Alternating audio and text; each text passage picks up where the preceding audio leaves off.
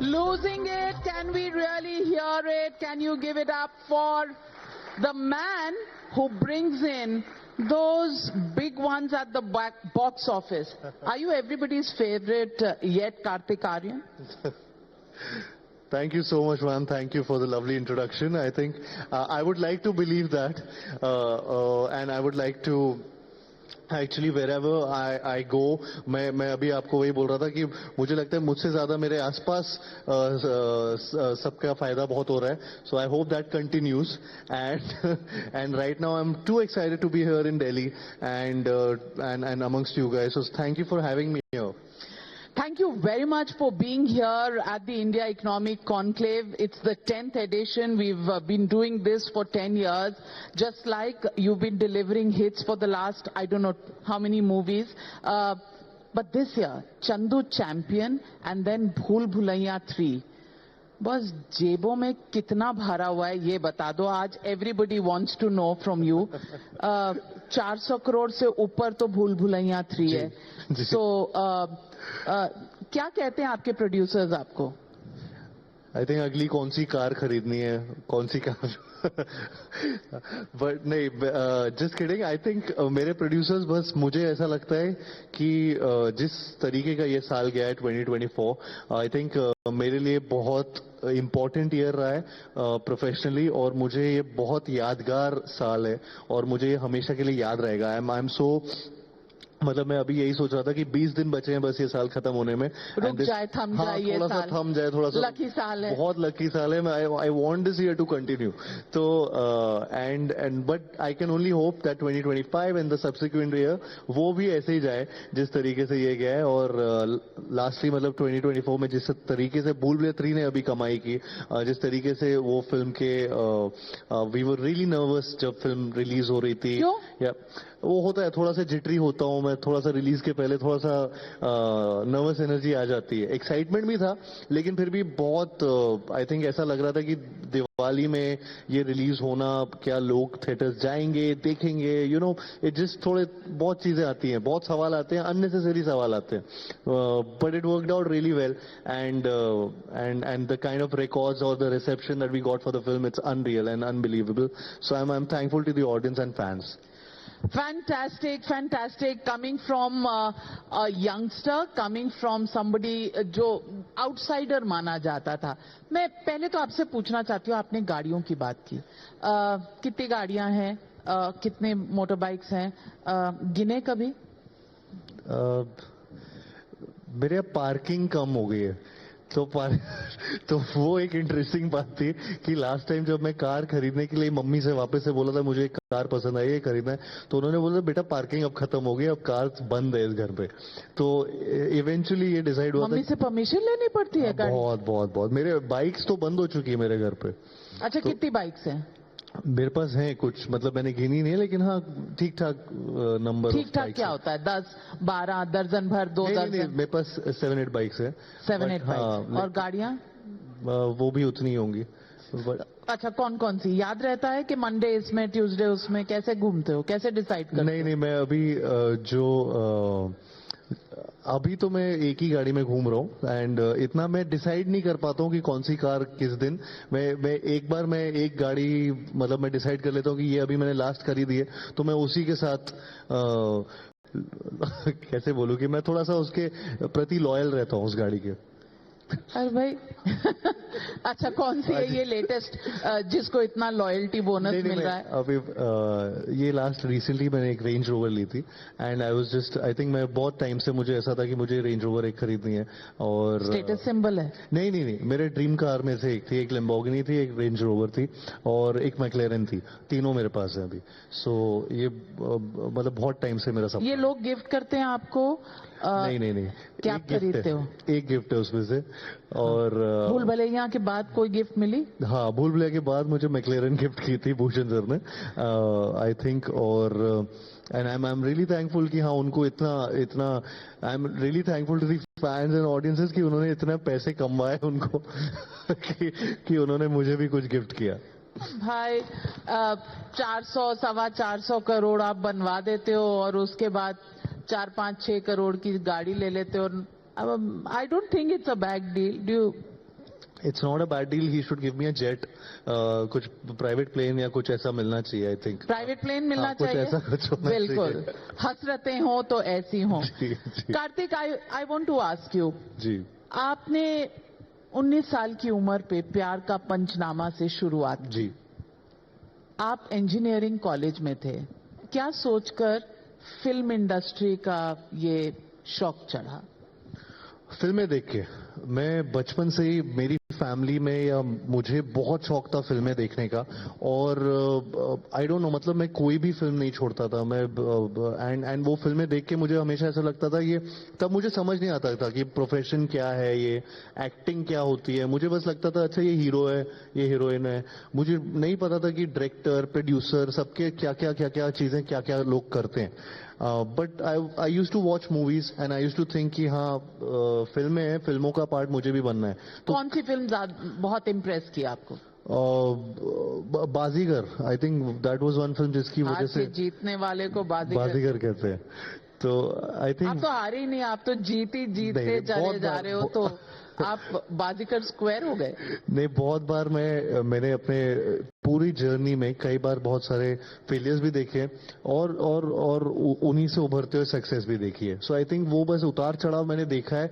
And before जब मैं film industry में आया भी था तो बहुत सारे रिजेक्शंस देखे थे, और वो रिजेक्शंस में मैं हमेशा मतलब कभी भी बस ये था कि उन रिजेक्शंस तो होते थे, लेकिन कभी भी ये नहीं सोचता था कि मेरे में कुछ कमी। मुझे लगता था इन्हें दिखाई नहीं दे रहा है अभी, ये थोड़ा सा ऐसा लगता था कि इनको डाउट है तो ये इनका लॉस है, मेरा लॉस नहीं है, मेरा शायद कभी ना कभी होगा। तो वो जद्दोजहद चलती रहती थी। मैं सोचता रहता था कि हाँ नहीं, और ज्यादा मेहनत करूंगा, कुछ ना कुछ क्रैक होगा, कोई ना कोई ऑडिशन क्रैक होगा। एंड फाइनली प्यार का पंचनामा जो पहली फिल्म थी मेरी, उसका ऑडिशन क्रैक किया था। 2-2.5 साल मुझे लगे थे वहां तक ऑडिशंस में, रिजेक्शन सुन के, एंड फाइनली ये हुआ मेरी लाइफ में। बट घर में कभी स्ट्रेस होता था? बिकॉज मम्मीज नॉर्मली होती हैं कि भाई मेरा बेटा इंजीनियर बनने चाह रहा था, अब ये फिल्मों का भूत कहाँ से? उनको तो बताया नहीं था मैंने। मैं एक्चुअली उनके हिसाब से डीवाई पाटिल नवी मुंबई में पढ़ाई कर रहा था और बीटेक कर रहा था अपना। मैं यहाँ आया ही ये फैमिली को बोल के, क्योंकि मैंने एग्जाम सारे उन कॉलेजेस के दिए थे जो नवी मुंबई या मुंबई के आसपास हो, तो ताकि मैं ऑडिशंस दे पाऊँ, इंडस्ट्री के पास आ पाऊँ। तो ये मेरा एक तरीके से, मुझे ऐसा लगता था उस टाइम कि बड़ा स्मार्ट तरीके से मैंने ये सोचा है कि फैमिली को जरा भी प्रेशर ना आए, या उनको ये ना लगे कि हमारा बेटा, इसको क्या हो गया है ये सडनली। बिकॉज उन्होंने उस टाइम, मुझे लगता था कि सीधे मना कर देना था कि नहीं नहीं तू कुछ नहीं कर रहा, तू पढ़ाई कर, ये सब एक्टिंग क्या होती है, ये सब चीजें। I think they would have not understood the fact that ये एक प्रोफेशन किस तरीके से, क्योंकि हम किसी को जानते नहीं थे वहां पे, कुछ पता नहीं था, तो थोड़ा सा वो ऑफकोर्स वो घबराते कि ये क्या है। तो मैंने एग्जाम्स दिए थे वो कॉलेजेस के, और उसमें से एक था डीवाई पाटिल कॉलेज, और जिस कॉलेज में मेरा दाखिला हो गया उसकी एंट्रेंस एग्जाम मेरी क्लियर हो गई। एंड देन मैं यहाँ नवी मुंबई में रह रहा था, वहां से मैं लोकल ट्रेन में मतलब ट्रैवल करता रहता था नवी मुंबई टू मुंबई, ऑडिशंस ढूंढता था गूगल में या फेसबुक पे, सर्च इंजन में डाल के कि एक्टर्स रिक्वायर्ड, या auditions for ads, auditions for films, ऐसी चीजें ढूंढता रहता था रैंडमली। उनमें से जो भी चीज निकलती थी वो चीज में मैं डायरेक्टली पहुंच जाता था, अगर किसी ने इंटरनेट पे डाला होता था। तो मुंबई में बहुत ऐसे ऑडिशंस होते थे और वहां पहुंचता था। और and it took you 2 years? It took me 2.5 years, या almost 2.5 years। And your first cheque जब साइन किया प्यार का पंचनामा? प्यार का पंचनामा में अराउंड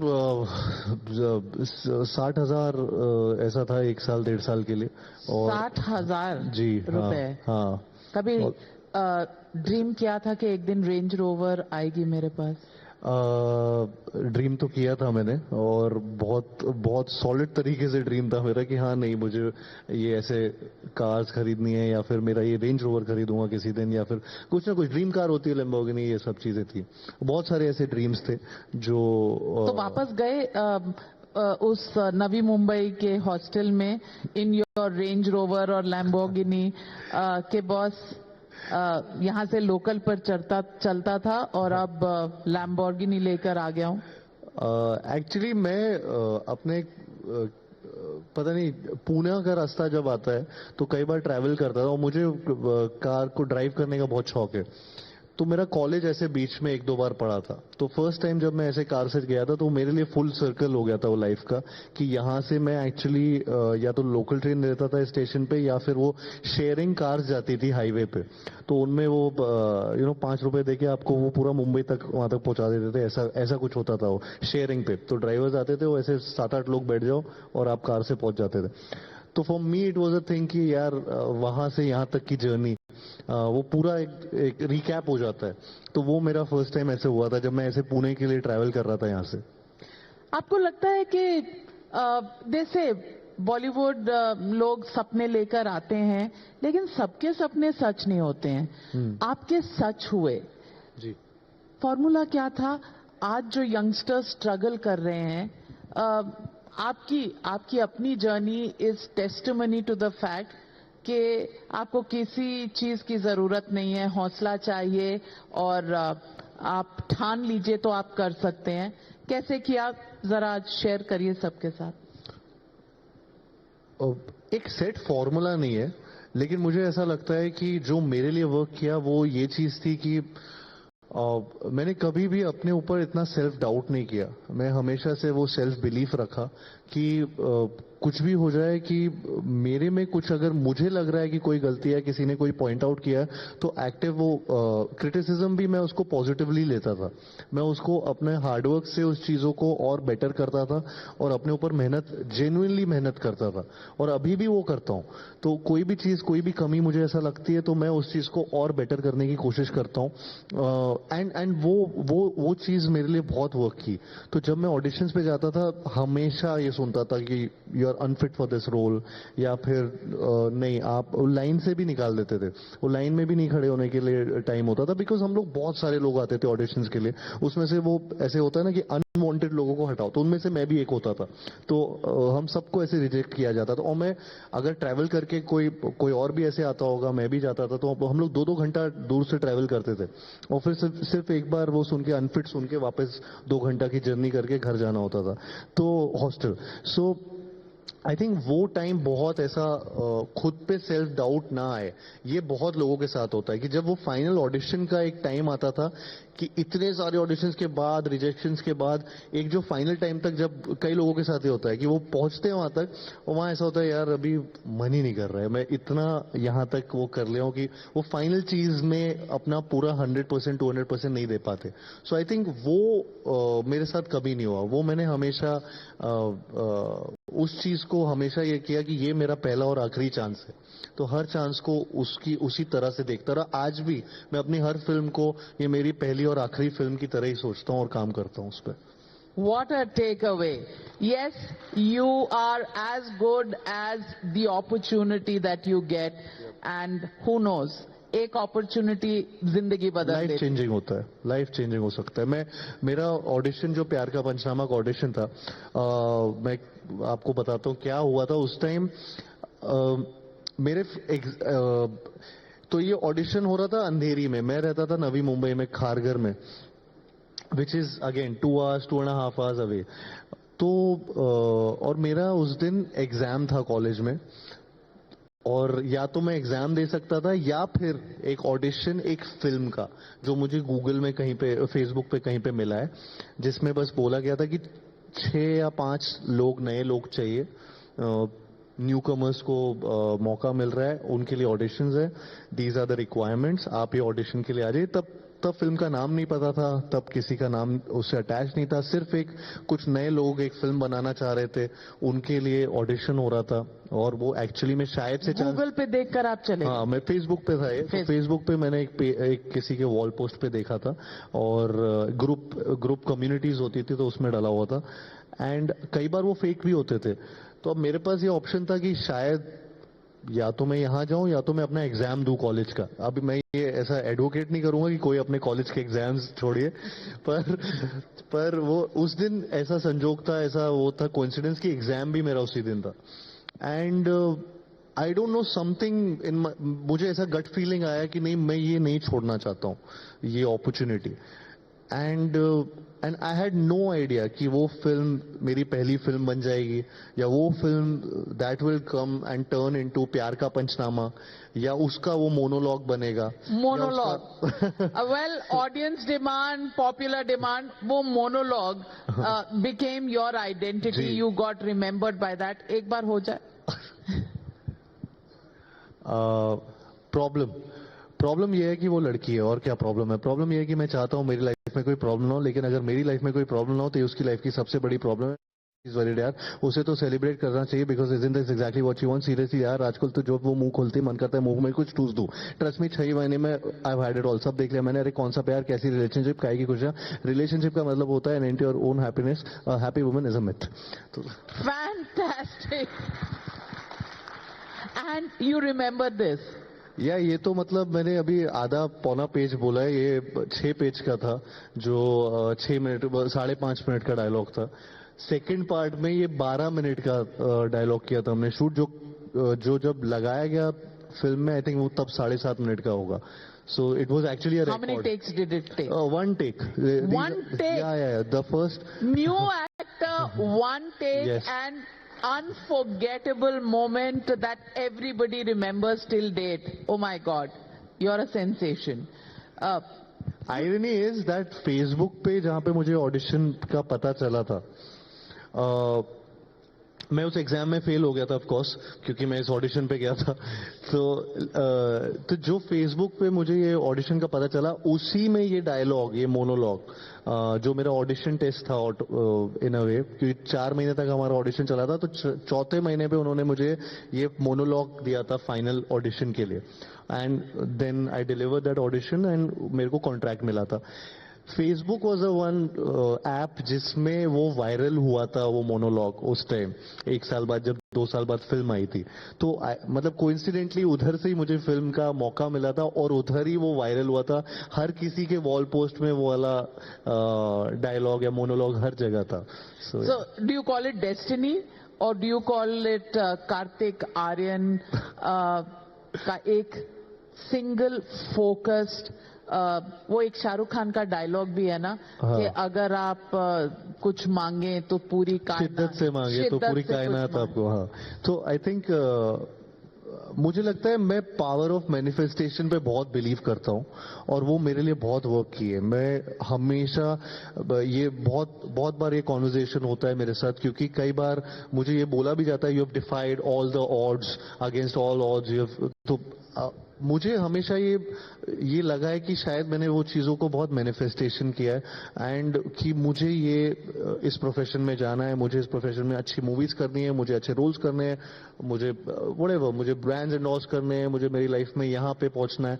ये सारी चीज़ें मैंने एक्चुअली अपने दिमाग में सोची है, ड्रीम किया है, एंड एक्चुअली मैं उनको अब जिया भी है और जी रहा हूँ. आई थिंक वो, क्योंकि वो स्टार्ट ही अगर आपसे हो तो आई थिंक इट्स लिमिटलेस. कई लोगों का स्टार्ट ही ये लगता है कि वो डाउट आ जाता है कि नहीं यार, ये तो मुझसे नहीं होगा, ये तो हो ही नहीं सकता, ये मैं कहाँ वहां पे पहुंच पाऊं. मुझे लगता है कि अगर वो इंसान वहां पे पहुंच सकता है तो आप भी पहुंच सकते हो. तो ऐसा कुछ, मतलब वो भी तो इंसान है जो वो चीज कर रहा है जिसको आप करना चाहते हो. सो आई थिंक वो बिलीफ अगर आप में है तो आप कहीं भी पहुंच सकते हो, and I think that is my whole motto in life. Fantastic. Let me also talk about Chandu Champion. You got a lot of accolades for that role, that film. कैसा लगा जब जावेद अख्तर साहब, शबाना आजमी जी, Katrina Kaif, and then Mary Kom, likes of that. You get compliments from all of these people. What was that role like? It was unreal. Chandu Champion is, I think, a gem in my filmography. मेरे लिए हमेशा वो एक film होती है कि actor की life में, I think Chandu champion is that rare film जो आई थिंक मेरे लिए हमेशा वो एक्सपीरियंस यादगार रहेगा. और उसका जिस तरीके से प्यार जितना मुझे मिला उस फिल्म से, जितना प्यार not just from the audience and fans but also the industry, also the sports athletes. I think think this was one of the first film जो पैरालंपियंस पे बनी थी. मैंने श्री मुरलीकांत पेटकर जी का रोल उसमें निभाया था और उनकी कहानी 50 साल से मतलब मुझे भी नहीं पता थी किसी यहाँ पे बहुत लोगों को हमें नहीं पता थी कि उनके अचीवमेंट्स क्या हैं एंड जिस तरीके से इस साल पिछले साल हमारे पैरालंपियंस ने भी परफॉर्म किया पैरालंपिक्स में वो भी बहुत अनरियल था. तो वो इस साल तो आई थिंक वो सब चीजें पता नहीं क्या हो रहा था कि एक साथ अलाइन हो रही थी and I met so many you know para athletes and उनके साथ भी कॉन्वर्जेशन हुआ. इनफैक्ट जिस तरीके से बाकी एथलीट्स हमारे इंडिया के जिन्होंने ये फिल्में देखी और इस बारे में बात की, आई think I gotten so much love for this film. It's unreal. And कितना प्रिपेयर करना पड़ा था इस फिल्म के लिए? अराउंड 1.25 1.5 साल हम लोग सिर्फ इसकी प्रेप कर रहे थे बिकॉज इसमें एक बॉडी टाइप था, एक स्किल सेट्स थे बहुत सारे. मैंने कभी बॉक्सिंग नहीं की थी, कभी मैंने रेसलिंग नहीं की थी, स्विमिंग मुझे नहीं आती थी ढंग से. तो मुझे यहाँ पे और कबीर सर का ये बहुत एक उस तरीके के डायरेक्टर हैं जो बहुत ज्यादा डिटेल्ड चीजों में यू नो मानते हैं. तो वो मेरे साथ जो मेरे ओपोनेंट्स थे, तो अगर मैं स्विमिंग कर रहा हूं तो एक्चुअली में मेरे साथ वाले सारे स्विमर्स प्रोफेशनल स्विमर्स थे. बॉक्सर्स एक बॉक्सर वर्ल्ड चैंपियनशिप बाउट खेल के मेरे साथ फाइट करने आ रहा था अगले हफ्ते. सो ऐसी चीजें थी, ऐसी सिचुएशन थी. मैं जिस सो लंदन में हम लोग शूट कर रहे थे एक स्विमिंग पूल पे जो ओलंपिक्स में यूज होता है. वहां पर मेरा एक फॉर एग्जांपल मैं 5th लेन पे था अगर, तो 4th लेन पे जो थे वो आई थिंक डेनमार्क से थे, कहीं से थे. तो वो एथलीट स्विमर मुझे वहां पे बोलते हैं कि I one the gold medal in your lane in reality. तो मुझे ऐसा लगा कि मैं सिर्फ सराउंडेड हूं एथलीट से, रियल ओलंपियन से, जिनके साथ मैं एक्चुअली कम्पीट कर रहा था. तो मुझे वो experience once in a life time experience था इन सबके साथ ऐसी चीजें करना and through a film and through a journey जो इनकी रही. तो डाइट पे था, स्किल सेट सीख रहा था मैं. 1.25 साल इन्वेस्ट करते हैं actors to prep for a film? I think so करते हैं. आई थिंक सो काफी ऐसे एग्जाम्पल्स रहे हैं जिन्होंने ऐसे इन्वेस्ट किया. काफी कम भी रहे हैं एग्जाम्पल्स, इतने ज्यादा नहीं है. लेकिन मुझे जब आपको जब इस तरीके का रोल मिल रहा है, मतलब मेरे लिए बहुत इंपॉर्टेंट एक खुद से भी एक ये था कि मैं करना चाहता था ऐसा रोल. मैंने जब weight did you lose for this? I lost around 18 kgs for that role. Height कितना? मेरे बहुत था. मैं ये तो अब मैं पोस्ट चंदू चैंपियन के बाद हूँ, लेकिन उसके last person who should ask anybody. I think मैंने एक फिल्म की थी फ्रेडी उसके पहले, और वो फ्रेडी में मुझे वेट गेन करना था. तो तब मैंने ऑलमोस्ट 20 किलो वजन बढ़ाया था उस फिल्म में. तो मैं ऑलरेडी एंड कोइंसिडेंस ऐसा था कि उसी के बाद मुझे चंदू चैंपियन की प्रेप में जाना था. तो so I had to lose that weight which was fat weight and turn it into muscular weight. तो वो सबसे ज्यादा एक प्रॉब्लमैटिक वो चीज थी. तो मैंने वो ही चीज किया और 18 किलो वेट लूज किया. बाकी जो भी मतलब मस्कुलैरिटी गेन की, बॉक्सिंग सीखा, स्विमिंग सीखा, और जिनमें swimming without the use of legs सीखा फिर, बिकॉज उनके लेग्स पैरालाइज थे तो वो हाथ से स्विमिंग होती थी. सो आई थिंक वो सारी चीजें difficult scenes to do. Very difficult. Without using your legs if you have to swim. मुझे पैर के साथ स्विमिंग नहीं आती थी, मुझे पैरों के बिना स्विमिंग सीखना था. तो आई थिंक वहां तक जा रहे थे हम लोग, तो उसमें वो बहुत वक्त लगा. इसीलिए वो 1.5 साल की ट्रेनिंग बहुत जरूरी थी, क्योंकि कैमराज वो सिर्फ ऊपर दाएं बाएं नहीं, वो अंडर वाटर भी लगा रहे थे. तो उनको हर एंगल से ये सब शूट करना था. And did you use any body doubles? नहीं, इसमें बहुत रेयरली बॉडी डबल, मतलब ना के बराबर यूजेज था. बिकॉज वो फेस और वो जरूरी थे, एक्सप्रेशंस एंड सब चीजें एंड बॉडी लैंग्वेज वो मैच करना नामुमकिन है. बिकॉज टेक्निकली ऐसा भी नहीं था कि मैं सारे स्पोर्ट्स ऐसे कर रहा था जिनमें कपड़े नहीं पहनते. मैं स्विमिंग कर रहा था, दंगल कर रहा था, बॉक्सिंग कर रहा था. तो उसमें किसी को भी मैच करना बड़ा मुश्किल खेल है. सो एक ड्रेस डिजाइनर का खर्चा तो कम हुआ था वो प्रोड्यूसर। खर्चा बहुत कम हो गया, लेकिन बाकी बहुत खर्चे थे। इन सारी चीजों को एक साथ लाना, एथलीट्स को लाना, इतने बड़े बड़े स्टेडियम्स में शूट करना, ऐसी लोकेशंस पे शूट करना, it was just too much. मतलब अखाड़े में हम लोग शूट करते थे बॉक्सिंग के, और इतनी धूप में हम लोग सब लोग दंगल करते थे। वो रेत ऐसा होता था कि एकदम गर्म रेत होती थी सुबह 12 बजे, दोपहर के 12 बजे टॉप सनलाइट पे, एक हिल पे। कबीर सर ऐसी लोकेशंस भी ऐसी ढूंढते थे कि जहां पे कोई नहीं गया हो, तो हम लोग ऐसे पहाड़ पे कहीं पे शूट करते थे। तो ये दंगल के टाइम पे ऐसा था कि इतनी गर्मी में वो चित पड़ रहे हैं, वो गिरा रहे हैं आपको, और वो एकदम पीठ पे लगती थी। वहीं जब स्विमिंग कर रहे थे तो पानी इतना ठंडा होता था कई बार कि वो ठंडे पानी में जाना ऐसा लगता था टॉर्चर हो रहा है। सो आई थिंक मैंने सारे टेम्परेचर, सारे तरीके के क्लाइमेट्स देख लिए इस पूरी पिक्चर में। उस फिल्म के बाद किसी ने कार्ड नहीं प्रेजेंट की? करनी चाहिए थी। वेट कर रहा हूँ, वेट कर रहा हूँ। वेट कर रहे हो?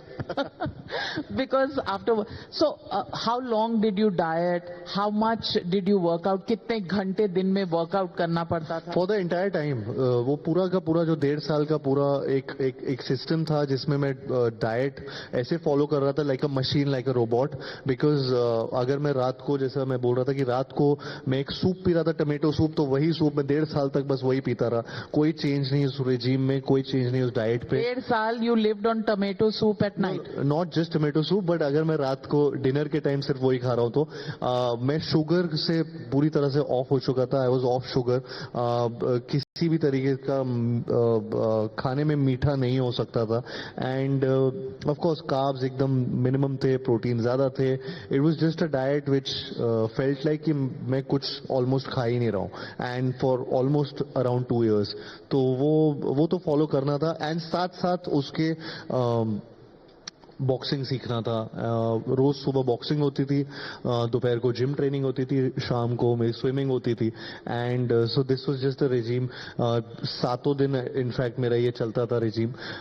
कभी किसी दिन अगर बॉक्सिंग में मेरे शोल्डर इंजरी भी हुए, स्विमिंग के टाइम, स्विमिंग में एक्चुअली एक चीज बहुत अच्छी होती है कि अगर इंजरी हुई है तो रिहैब भी स्विमिंग से होता था। तो आई थिंक वो कहीं ना कहीं वो हेल्प भी करती थी स्विमिंग। सो मैंने ऐसे एक शोल्डर, मेरा राइट शोल्डर अगर थोड़ा सा इंजर हो गया तो मैं स्विमिंग भी कर रहा हूँ उस राइट शोल्डर इंजर्ड शोल्डर के साथ। सो आई थिंक ये 1.5-2 साल मैं एथलीट की तरह ही जी रहा था। सन्यासी की लाइफ थी भाई। पूरी सन्यासी की लाइफ थी पूरी। Very difficult, but after that sweet success. अब सक्सेस के बाद कार्तिक आर्यन का with so much success, with the fact that you are the magic boy, आप जिस प्रोजेक्ट को छूते हैं, जिस फिल्म को छूते हैं, वो बॉक्स ऑफिस में तूफान ले आती है। छोटा जी, मुझे अभी भी डर लगता है ये जब बात सुनता हूँ। जी जी। तो आपकी मम्मी को मैंने बहुत इंटरव्यूज में देखा है, वो आपकी नजर वगैरह उतारती हैं? नहीं, वो इंटरव्यूज नहीं आती, वो सिर्फ वो कपिल शर्मा उनकी फैन है, तो उनके शो में कई बार दिखी है, ऑडियंस में दिखी है। और एक बार उन्हें ऑफ कोर्स बुलाया भी था शो में। तो उसके बाद एक्चुअली उस शो में तो वो पहले जब बैक स्टेज में होते हैं तो मुझे डर लग रहा था कि ये चुप ही रहेंगी बेचारी, नर्वस हो रखी हैं। तो मैं उनको प्रेप कर रहा था कि आप नर्वस मत हो, आपको सिर्फ हंसना है, शो में जाके आपको कुछ करना नहीं है, आप बस जाओ और हंसो, वो करेंगे जो भी आप बातें करेंगे। और मैं ऐसे प्रेप कर रहा था, लेकिन जब उधर स्टेज पे गए तो वो इतना बोली कि मुझे डर लग रहा था कि ज्यादा बोलती जा रही है, पता नहीं कितनी पोल खोल देंगी। तो उनको चुप कराना पड़ रहा था मुझे बार बार। तो पोल आपने वैसे खुलने नहीं दी थी। अब Kartik Aaryan, rapid fire, relationship status? Single. Ready to mingle? हंस रहे हो यार। लोग जानना चाहते हैं। How can such an eligible bachelor be left alone? मेरे ना मैम बहुत ऐसे रिलेशनशिप्स की न्यूज बहुत आई है बीच में, तो मैं ना अब वो घबराहट होती है जब भी ऐसी न्यूज आती है, तो मैं ना एकदम थोड़ा सा बहुत ऐसा हो गया हो कि कहीं बचता रहता हूँ कि ये कुछ भी ऐसी न्यूज ना आए। मैं क्यों? हाँ, What's the big deal? Big deal नहीं है, मतलब कई बार But you're a young man. हाँ, Having a girlfriend is the most normal thing. हाँ, लेकिन I have to meet the right girl now in life. कुछ कैरी फॉरवर्ड, कोई reignition of the old? नहीं, मतलब ऐसा कुछ सोचा नहीं है, और ऐसा नहीं है, अभी तक कुछ नहीं है। आपकी मम्मी तो बहू ढूंढ रही हैं कब से? ऐसा उन्होंने नहीं नहीं बिल्कुल नहीं, उन्होंने वो खुश है मैं सिंगल हूँ, बहुत खुश है एक्चुअली। क्यों? आई मीन क्यों मतलब हमारी इंडियन माओ का, और that is the way they show in cinema also, हाँ। कि बेटा सेटल हो जाए तो अच्छा है, तो प्रेशर नहीं है? बट बेटा सेटल्ड ही है ना, अच्छा खासा कमा रहा है बेटा, अच्छी खासी चीजें कर रहा है लाइफ में, एकदम ब्लिंकर्स पे। बट ऑनेस्टली मम्मी हाँ। कहती नहीं है कि बेटा आप ढूंढ ले कोई? नहीं अभी फिलहाल तो नहीं कहती, फिलहाल तो नहीं कहती। आगे जाके कहें तो अलग बात है, लेकिन अभी I think she is happy with the way मैं जितना फोकस से मैं अपने करियर पे हूँ। आई थिंक डरते हो मम्मी से? हाँ बहुत डरता हूँ। हाँ पापा से? पापा से ठीक ठीक इतना नहीं डरता, मम्मी से डरता हूँ। भाई? पापा थोड़े ऐसे इतना ज्यादा बोलते नहीं है मुझे, या घर पे मम्मी से सब डरते हैं। पापा भी? पापा भी मम्मी से डरते हैं। घर घर की कहानी। हाँ यही वो एक बार बोलती है तो सब चुप रहते हैं। But are you a good boy? Literally you are showing के आप बड़े गुड बॉय हो, मम्मी की हर बात मानते हो। नहीं, ऐसा नहीं है। मैं टोमेटो सूप पीता हूँ, गर्लफ्रेंड मेरी है नहीं, मेरे पास लंबी लंबी गाड़ियां हैं। ये गाड़ियां किस काम की अगर कोई किसी को घुमाया नहीं उसमें? मैं बगल की सीट खाली अच्छी थोड़ी लगती है? नहीं मैं अभी टमेटो सूप पीने से गुड बॉय थोड़ी बन जाते हैं, वो तो वो ठीक है, वो तो डाइट है। थोड़ा सा फ्रैंकली स्पीकिंग थोड़ा सा कन्फेस करो बेटा। नहीं मैं सोच रहा हूँ कि मैं कन्फेस करूँ क्या। मैं जो बातें बताई वो तो मैं कर रहा हूँ, लेकिन मैं जो और भी कर रहा हूँ तो मैं वो बताना नहीं चाह रहा हूँ ना। नहीं नहीं, अब ये बात फ्रैंकली स्पीकिंग हाँ। सच बोलना चाहिए। आपकी इतनी क्वालिटीज हैं उसमें, और आप सन्यासी ऑलमोस्ट हो, तो जी। झूठ तो बोलना नहीं चाहिए, Correct. सच ही बोलना चाहिए। Correct. तो दिल पे हाथ रख के बोलो जी कि आई दिल इस साइड। हाँ, दिल गलत साइड में मत ले जाओ बॉस। करेक्ट जी। बहन डॉक्टर है ना, हाँ करेक्ट, बहुत मारेगी, इसीलिए यहाँ बहुत मारेगी अगर भाई दिल का साइड ही नहीं जानता कौन सा है। मेरे पास 2 दिल है। 2 दिल है?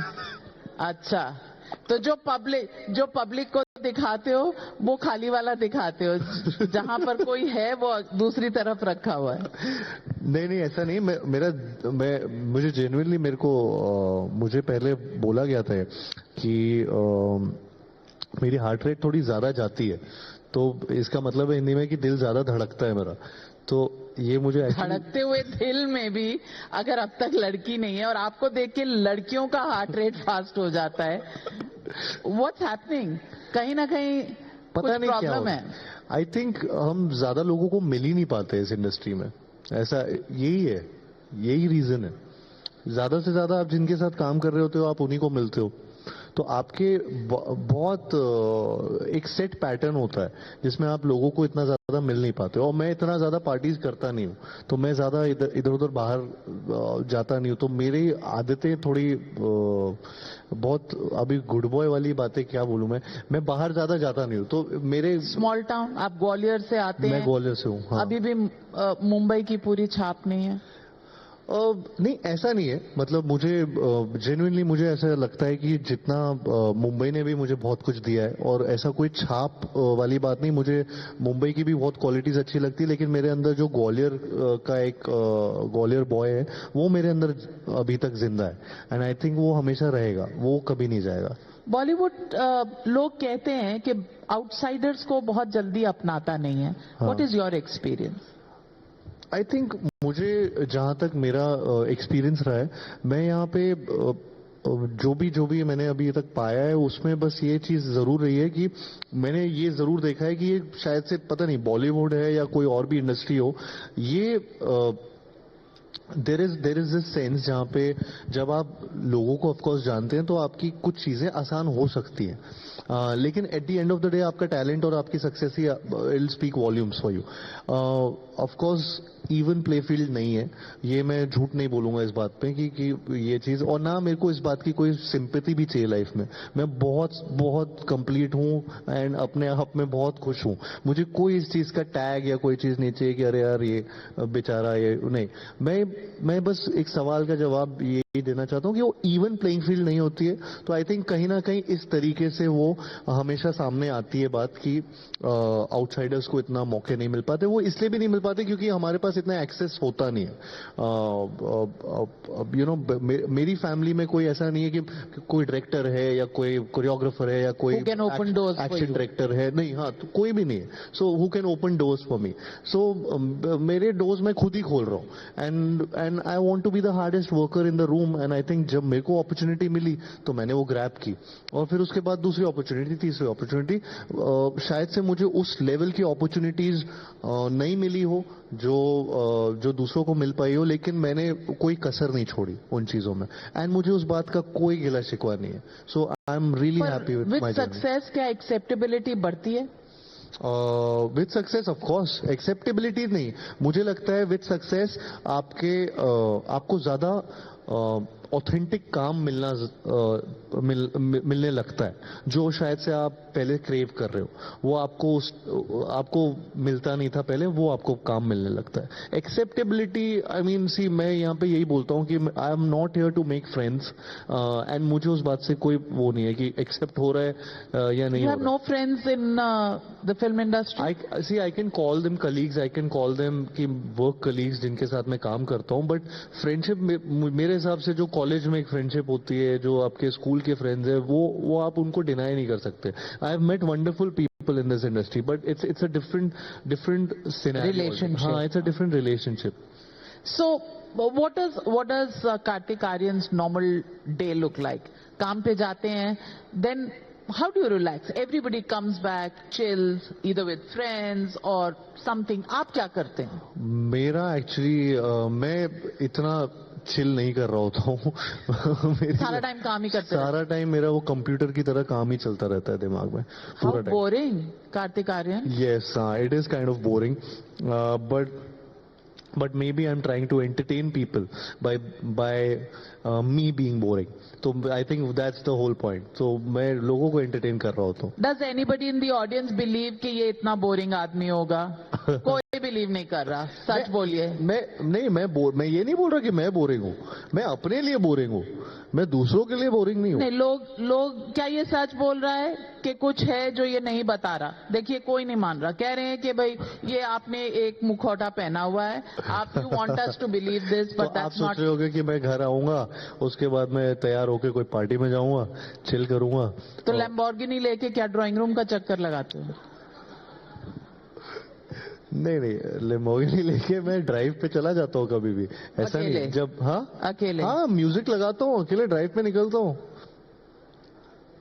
अब मेरी कल की पैदाइश है, मैंने मान लिया आपकी सारी बात, और यहाँ जितने लोग बैठे हैं वो मान रहे हैं। मैं अपने राइट वाले दिल पे हाथ रख के बोल रहा हूँ।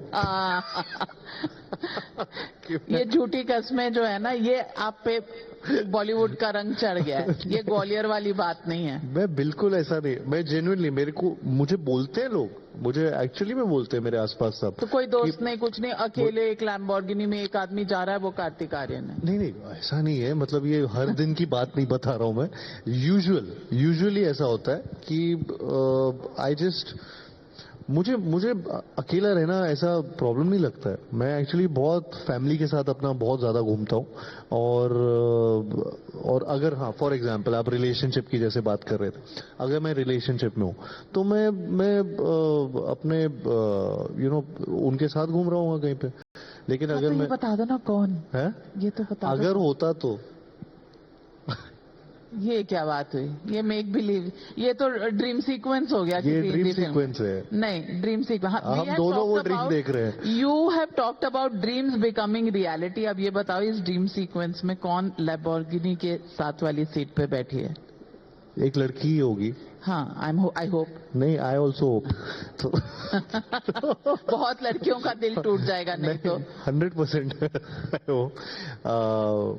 बस उसके आगे मुझे नहीं दिख रहा है, ड्रीम दिख नहीं रहा है अभी। वो जैसी दिखेगा, आई थिंक जल्दी दिखेगा। जल्दी दिखेगा? हाँ, I hope so. So something's in the pipeline. There's nothing in the pipeline right now. But I hope there will be something in the pipeline. ये होप ऐसे नहीं आती, ये होप का कोई फाउंडेशन होता है. आप इतना शर्मा क्यों रहे? मैं शर्मा नहीं रहा, मैं सोच रहा हूँ काश हम ऐसे कोई फिल्म की बात कर रहे होते. तो फिल्मों की बात तो की. There is more to life than just films. Correct. That's true. But Kartik Aaryan बताना चाह रहा है कि बस मैं फिल्म्स करता हूँ. Are you saying that your private life is private? It's a cliched term, and I think it went out of fashion decades ago. I genuinely try to make it private. मेरी actually personal life बहुत public हो चुकी थी, और मुझे reasons नहीं समझ आते थे. लेकिन अब काफी टाइम से एटलीस्ट मेरी जेन्युइनली मेरी लाइफ एक प्राइवेसी में मैं अपनी लाइफ रखता हूँ. लेकिन हाँ, मैं स्पोर्ट्स बहुत, अभी ये बोरिंग लगेगा लेकिन मैं स्पोर्ट्स बहुत खेलता हूँ. मैं फुटबॉल बहुत पसंद करता हूँ, क्रिकेट बहुत पसंद करता हूँ. तो I think I make those plans with some colleagues of mine, या जो जिनको मैं जानता हूँ, और कुछ मेरे दोस्त हैं, तो उनके साथ मैं ये सब चीजें बहुत करता रहता हूँ. कि स्पोर्ट्स मूवीज देखने जाता हूँ काफी. So I'm asking you a straight question, and be absolutely truthful. हाँ. You don't want to talk about the person in your life. That's entirely your right. But हाँ. at least you should say कि yes, I have somebody in my life, but I don't want to talk about her. We respect that. But at least सच तो बोलो. Yes, I don't have anyone in my life.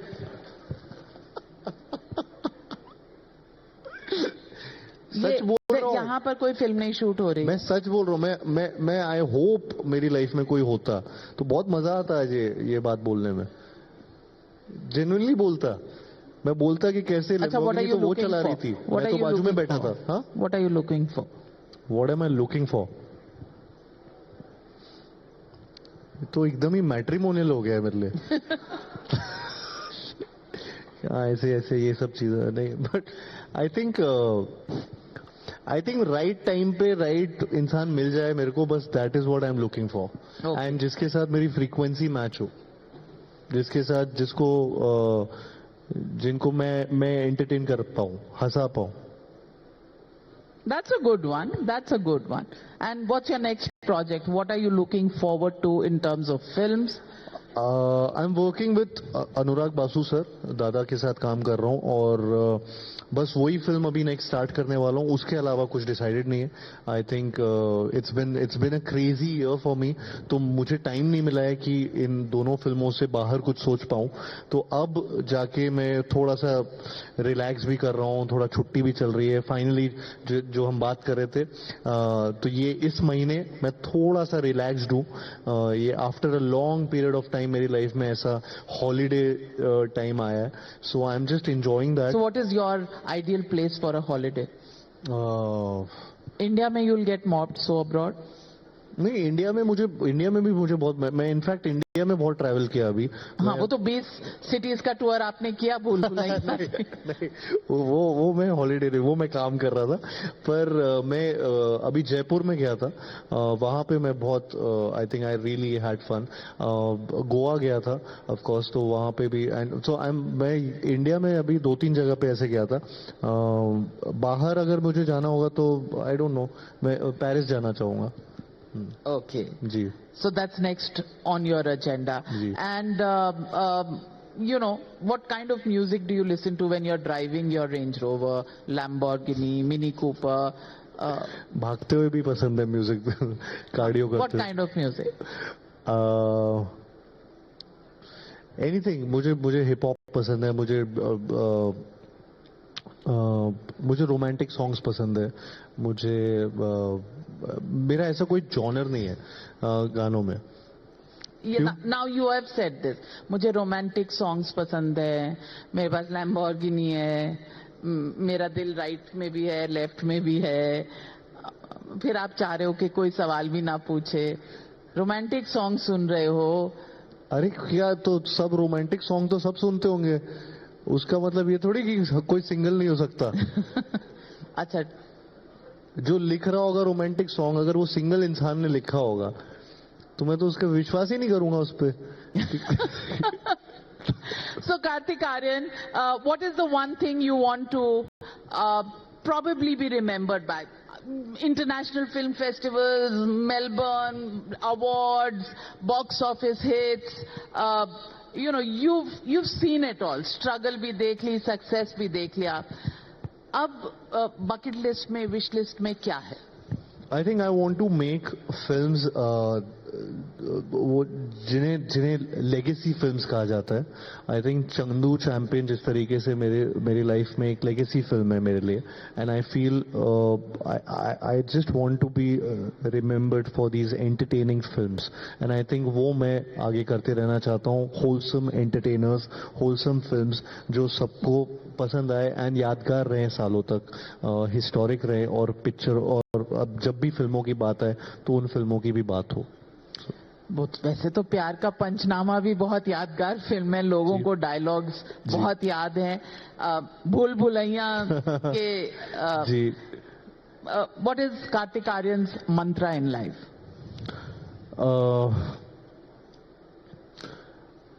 I think मतलब ये again वो boring सा होगा, लेकिन to be the hardest worker in the room. That's I think if you'll put me in any room, I'll be the hardest worker, and that's been my thing altogether. कि मैं रुकता नहीं है, मेरा दिमाग रुकता नहीं है, चलता रहता है, काम चलता रहता है.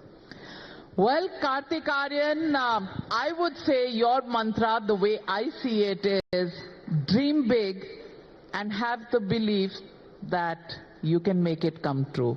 For me, that's what Kartik Aaryan stands for. Thank you. And thank you for giving all those people who come from small towns the space to dream big, and उम्मीद करके कि हाँ सपने सच भी होते हैं. Kartik Aaryan, pleasure to have you on this stage. Thank you very much. Thank you so much. And congratulations, and we salute